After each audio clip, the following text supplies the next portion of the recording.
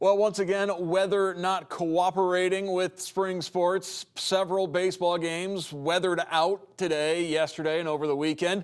As we welcome in Jordan Cairo, Director of Scouting for Prep Baseball Report Ohio. Jordan, thanks for coming in tonight. No problem, Mark. Glad to be here. Now, last week we kind of teased this. We talked about some of the seniors we're keeping an eye on. We're going to talk about juniors and underclassmen, as there are several members of the class of 2024 that are already opening eyes across the state.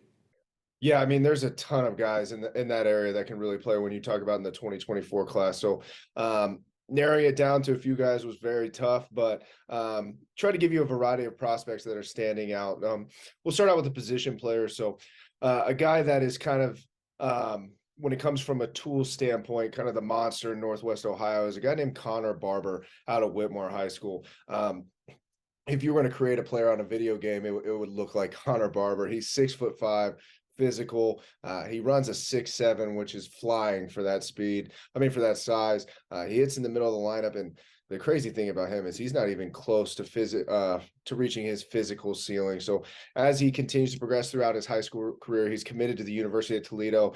He's staying right in his backyard, and that's a huge gift for them. Once he spends some time in that college weight room, look out, because that dude's going to be a monster. And then if you're talking about a guy with a combination of tools and presentability on the field, a guy that really stands out for me is Jackson Sanchez out of Toledo Central Catholic. He's a guy that we've gotten to see play several times, and he's a guy that runs a sub-7. He's 85 across the diamond, and he's almost 100 off the bat. But then you watch him play in game, and he has a ton of feel for the game. He's always finding barrels, making plays. So he's kind of your best of both worlds. And then a position player prospect that's really had a monster spring that was on our radar, but not in a way to which he's playing, is Jack Losey out of Perrysburg High School.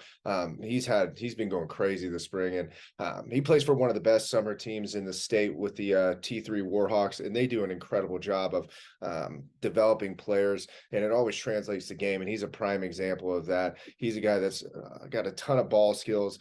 He's a utility defender that you can move around the field, and the bat's versatile as well, so he can hit 1 through 9. But yeah, he's putting up big numbers for Perrysburg. So he's kind of the pop-up position player prospect in that area for us this spring. Let's take a look at some of the pitchers for the class of 2024. Who are you keeping your eye on in terms of the arms?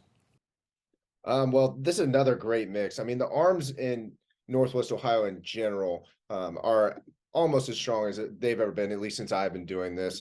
So we got a good mix here. I'll start with a couple guys that were on our radar already, like CJ Bordeaux out of Clay High School. We've hit on CJ a few times. He's part of that loaded Clay rotation. The combination of size, athleticism, mobility, all those physical indicators point to a guy that's really going to light up the radar gun down the road. We've already seen him in the upper 80s, and Coach Halleck at Bowling Green State, where he's committed to, is one of the best evaluators of talent we have for pitchers in the state. So he doesn't miss often, and he got CJ early. So that means a lot. Another guy that we knew about, his running mate on the mound for Clay, is Vinny Gallagher.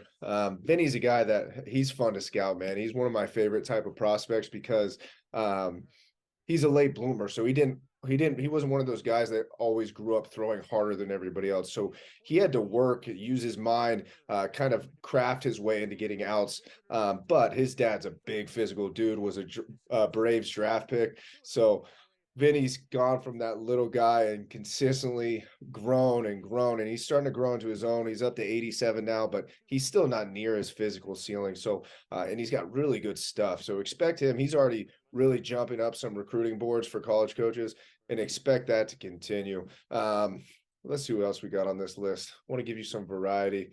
How about a guy we just saw last week? Here's a guy that we liked last year, but he was in that low 80s range. His name's Braden Curry out of Anthony Wayne. We've talked about Anthony Wayne a ton, and our one of our head scouts, Dylan Hefflinger, watches more baseball than anybody, including myself.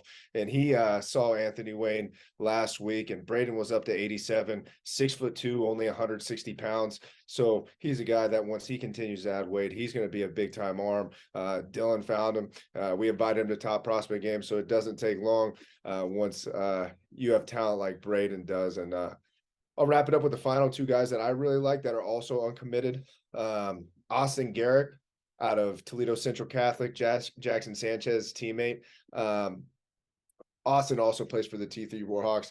He's a guy that's just a bulldog out there, man. He's not afraid of anybody, and it's not surprising because his dad's a collegiate wrestling coach. I know he has a wrestling background, and it shows on the mound. But he's a perfect example of the new age scouting, so to say, where we're starting to get more information. It used to be you had to be 6'3", 6'4", be in the upper 80s, be projectable, word that's thrown around. But Austin's 5'9", 5'10", but it works for him, man, because we're starting to understand that low release height combined with he has a high spin rate on his fastball really allows him to get outs because that fastball almost has a rising look to hitters. So it's really hard to get on top of. And then last guy I'll mention is Mana Bublik out of St. Francis de Sales. He's your classic power arm. He's still uncommitted.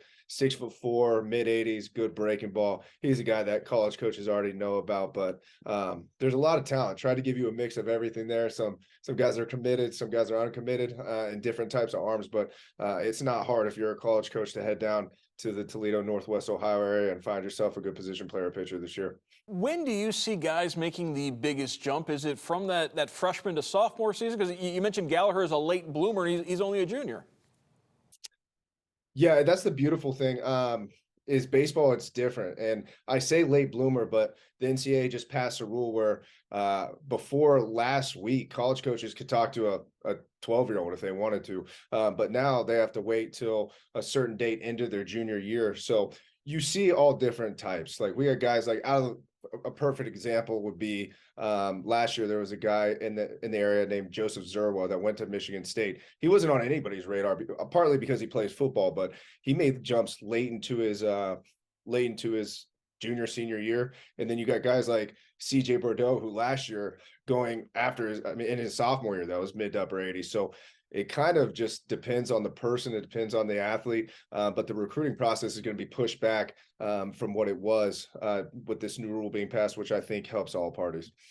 High school baseball season starting to wrap up, believe it or not. We'll have the district draws coming up this weekend and the district tournament starting in just under 2 weeks. And next week we'll start breaking down those district draws. I want to thank our guest, Jordan Cairo, Director of Scouting for Prep Baseball Report Ohio. Jordan, thank you so much. See you next week, Mark.